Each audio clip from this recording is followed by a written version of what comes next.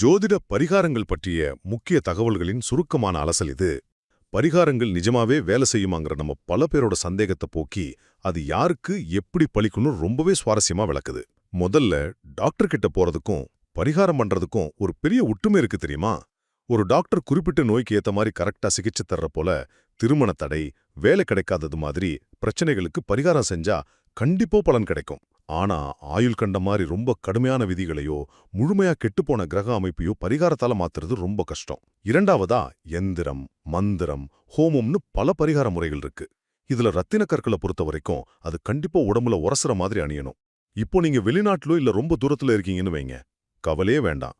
உங்க பேரு, நட்சத்திரம் சொல்லி நெருப்பு மூலமா செய்யப்படுற ஹோமங்கள் பிரபஞ்ச ஆற்றல் வழியா டிராவல் பண்ணி உங்களுக்கான பலன்களை கண்டிப்பா கொண்டு சேர்க்கும். இறுதியா பரிகாரங்கள்ல ஆடம்பரத்தை விட எளிமை தாங்க ரொம்ப ரொம்ப முக்கியம். பெரிய பெரிய பூஜைகள் செய்யறதை விட முழுமையான நம்பிக்கையோட உண்மையான பக்தியோட நீங்க செய்யற ஒரு சின்ன வேண்டுதலுக்கு கூட இறைவனோட ஆசீர்வாதம் முழுமையா கிடைக்கும். சுருக்கமா சொல்லப்போனா பரிகாரங்கிறது எந்த மேஜிக்கும் கிடையாது.